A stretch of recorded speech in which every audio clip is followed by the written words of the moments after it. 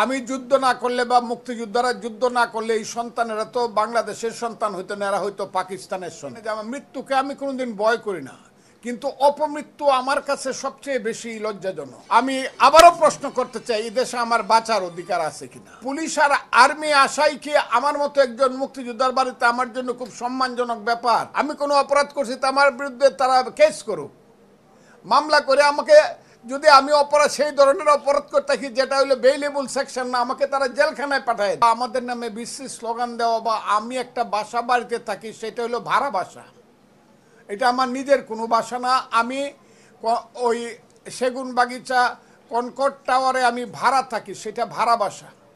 এখন আমি মনে করতেছি যে আমি যে ভাড়া বাসায় আছি, যেভাবে গিয়ে আমার সাথে মব সৃষ্টি করা হয়েছে, আমি বাসায় আমাকে থাকতে দিবে কিনা। প্রথম আমার অনিশ্চিত অবস্থা, কারণ মালিক বলতে পারে ভাই আপনাকে বাসা ভাড়া দিলে আমার বাড়ি ঘর ফেলবে ভাঙে, যেটা করতেছে মব।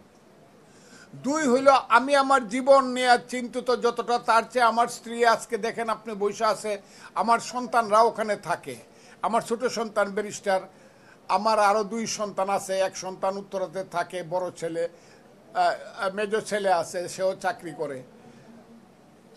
আমি আজকে বলতে চাই তারা এই দুই সন্তান আমার সাথে থাকে, তাদের তো কোনো অপরাধ নাই, এবং একজনের বাসা পর্যন্ত কি মব সৃষ্টি করা যেটা বাংলাদেশে হইতেছে, এটা কি আপনারা ন্যায় ভিত্তিক মনে করেন কিনা বা ন্যায্য মনে করেন কিনা? আমি আমার জীবন, আমি কোনো ভয় করি না, যে আমার মৃত্যুকে আমি কোনোদিন ভয় করি না, কিন্তু অপমৃত্যু আমার কাছে সবচেয়ে বেশি লজ্জাজনক। আমার কাছে মনে হচ্ছে দেশ বিদেশ থেকে স্বাধীনতা বিরোধী শক্তির যারা ইউটিউবার এবং যারা তাদের পক্ষে সাংবাদিকতা করে স্বাধীনতা বিরোধী শক্তির পক্ষে দেশে বিদেশে থেকে বেশ কয়েকদিন যাবৎ প্রথম বলছে ফজলুর রহমানকে মব জাস্টিস করো, তার উপরে মব জাস্টিস এখন প্রযোজ্য।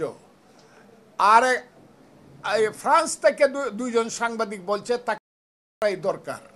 আর কালকে সর্বশেষ পরশু রাত্রে দেখলাম, আমি নামটা আমার, সেও জামাতের একজন ইউটিউবার, সে আমাকে বলছে যে ফজলু পাগলাকে করতে হবে।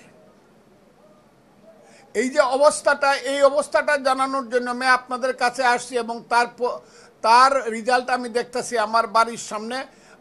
7 থেকে 8 জন বা 9 জন ছেলে মেয়ে, এরা কারা কোন দলের আমি চিনি না। এই যে অবস্থা, এই অবস্থাতে আমি তো দেশের একজন নাগরিক, আমার তো বাঁচার অধিকার আছে। আমি প্রথমে বাংলাদেশের জনগণের কাছে হাত জোর করে আহ্বান জানাবো, আমি বাংলাদেশের ফজলুর রহমান, আমি হাত জোর করে আপনাদের জানাবো, আমি একজন মানুষ, আমি হাত জোর করে আপনাদের কাছে জনগণের কাছে বলতে চাই আমি একজন মুক্তিযোদ্ধা, আমার বাঁচার অধিকার এই দেশে আছে, এটা আমি মনে করি, এটা আপনারা মনে করেন কিনা।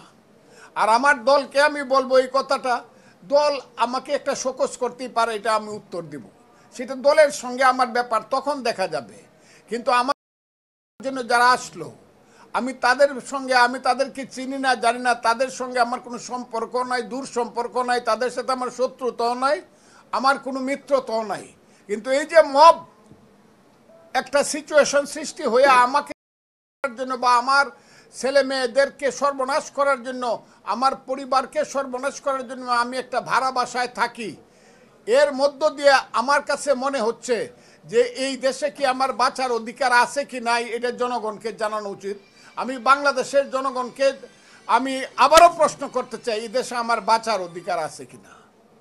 আমি এই দেশের আইন শৃঙ্খলা বাহিনী, যদিও আমি দেখেছি আইন শৃঙ্খলা বাহিনীর সঙ্গে আমার স্ত্রী যোগাযোগ করার সঙ্গে সঙ্গে পুলিশ এসেছে, আমি তাদেরকে তারা তাদের দায়িত্ব পালন করেছে, এবং আমি শুনেছি আর্মিও এসেছে, আমি তাদেরকে ধন্যবাদ জানাই।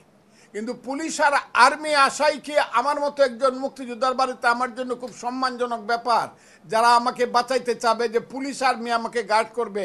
আমি একা একা দেশে চলতে পারবো না। আমি শান্তিপূর্ণভাবে আমার জীবন নিয়ে, হ্যাঁ আমার যদি অপরাধ হয়, ছেলেরা যদি মনে করে তাদের বিরুদ্ধে আমি কোনো কথা বলছি, আমি কোনো অপরাধ করছি, তা আমার বিরুদ্ধে তারা কেস করুক, মামলা করে আমাকে, যদি আমি অপরাধ সেই ধরনের অপরাধ করে থাকি যেটা হলো বেইলেবল সেকশন না, আমাকে তারা জেলখানায় পাঠিয়ে দেয়। তারা আমার বিরুদ্ধে মামলা, আমি কি অপরাধ করছি তারা বলুক, তা তো সেটাও বলে না।